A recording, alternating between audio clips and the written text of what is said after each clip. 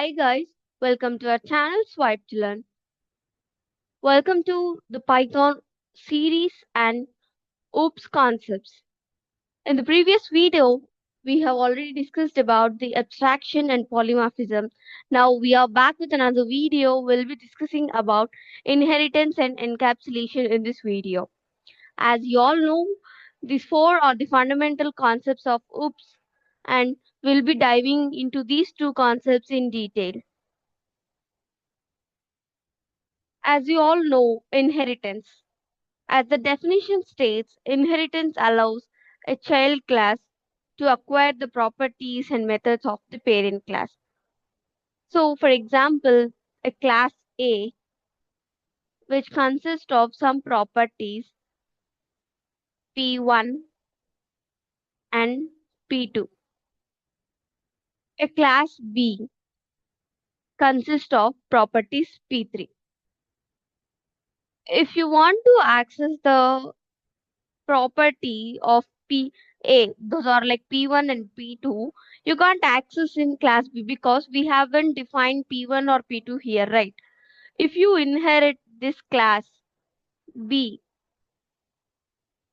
from A, so you are taking all the properties from the class A, then you from the B class you can access P2, P1, P3.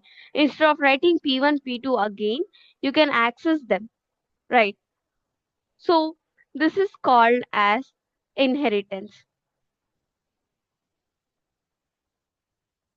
It provides us to take the properties from the parent class by the child class. As you see with the real world example, it's a child inherits its physical traits from their parents. Similarly, the child class inherits the attributes and methods of the parent class. We'll move to next. So see here, this is the class animal. Animal have its name as attribute and a method called sound. It returns some generic animal sound. So here we have two parent classes, class dog and class cat. Class dog, so the syntax is class followed by class name and parenthesis followed by the parent. So this is the child class that takes the properties, and this is the class that is called as parent class which have the properties built. So here dog and cat are the two child classes of the parent class animal, right? Here they have individual sound functions like they define it.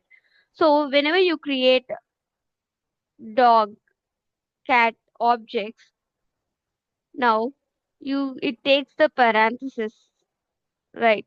Self dot name, dog dot name says. So you says dog dot name. What is dog name here? Buddy. Self dot name equals to name. Dog dot buddy says dog dot sound. What is dog here in the sound function is written bark. So buddy says bark. What if it doesn't have this sound function in this here? Then it says dog says some generic animal sound. It checks for the method in its class. If it is not present in its class, it goes to its parent class like B, parent class is A. It checks here whether it is available or not. If it is available, it prints the output. If not, then it jumps to its parent class and checks here. If it is there, then it prints. If it is even not, the function is not defined even at the parent class, then it simply returns the error. Okay. Same cat name, cat dot name is whiskers, and then it provides the sound meow. So whiskers says meow will be the output. Moving on to next. So let's see with the inheritance types. Here we have 5 inheritance. Single, like only one class is present. Like class A inherits class B. Only single class inherits its properties. Then it is called a single inheritance. When it comes to multiple inheritance, we take two classes, and the class C inherits the properties from both class A and class B. This is called as multiple inheritance, multi-level inheritance. That is, Class B takes all the properties from class A. Class C takes the properties from class B. So if you take, then it go and checks with class C and then class B and then class A. Right. Hierarchical inheritance. That is, class D and class E takes the properties from class B, whereas class B takes from class A, and class C also takes from class A. So this set of tree inheritance is called as hierarchical. Hybrid. Class B takes the properties from class A, and class C takes properties from class A. I mean, how I can say, it's a kind of hybrid inheritance, but this. So the structure of the hybrid inheritance looks like when the class D inherits from two of its parent classes, class B and class C. We write with a simple structure of class D followed by parentheses and separated by comma of the two parent classes B comma C. So the simple structure, whenever we have multiple classes inherited by a single class, it gets all the properties in the methods accessed from their parent classes to their child classes. This is how the hybrid inheritance works. So let's see about the different inheritance and how they are executed in detail. Single inheritance. Like whenever we take class animal, it has a child class dog. Dog of animal, it is inheriting its parent class. Now, you see with the function of make sound, it has returns bark. So if this make sound is not present here, it goes to its parent class and check for the make sound. So if that is present, then it gives the output as that. So if you see here with class father and class mother or the parent classes, and the class child has its parent classes as father and mother, so there is no function written. Whenever you call child of skill, it returns good at coding, and when you return child dot hobby, it returns loves painting. So this is how it works. If you have parent class properties, then it gives, otherwise it just removes and it generates an error here. This is how multiple inheritance works while printing of child dot skill and child dot hobby.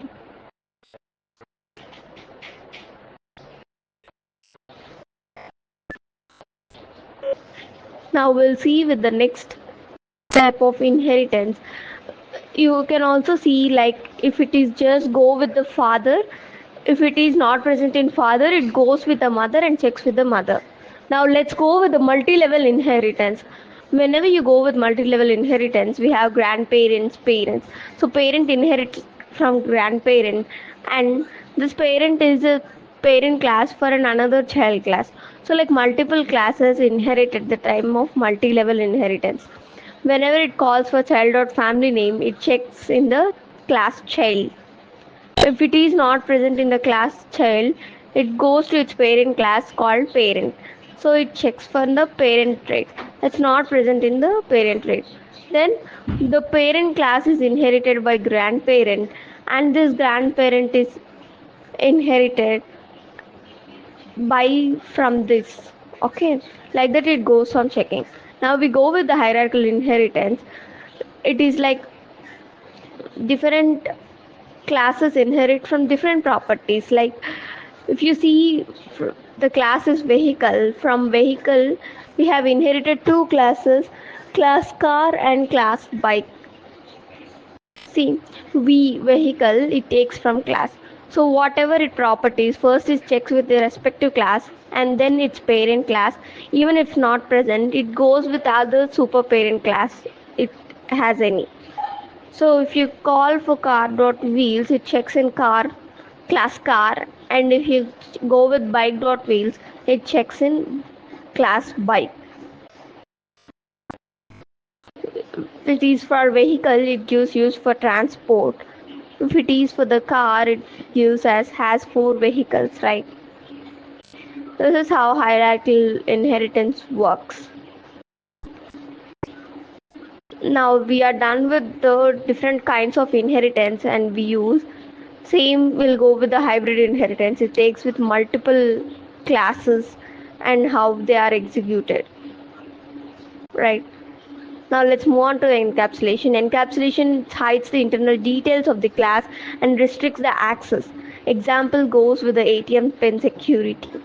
access it directly, but just a secure withdraw money. This function, we don't know what's the inner function works, but it just gives us the money. When we click on that secure interface button, withdraw money like that, it just gives us the data content, but not the what's happening in the background. I mean the deeper layers. So here it has the bank account def in it. So deposit, get balance. These are all the functions which I have in the bank account. Whenever I create some account with a balance of 1,000 rupees, then deposit. How we deposit? Like I don't know about the functionalities. Encapsulation is nothing but holding the functionalities and holding the methods and variables in the function itself. I just call account or deposit and gives the 500. Just does it and get balance. When we want to directly access the variable, this balance or self dot balance, it will raise an attribute error because we don't have any attribute. Okay, this is how encapsulation works. Congratulations on mastering inheritance and encapsulation. Keep practicing. Thank you.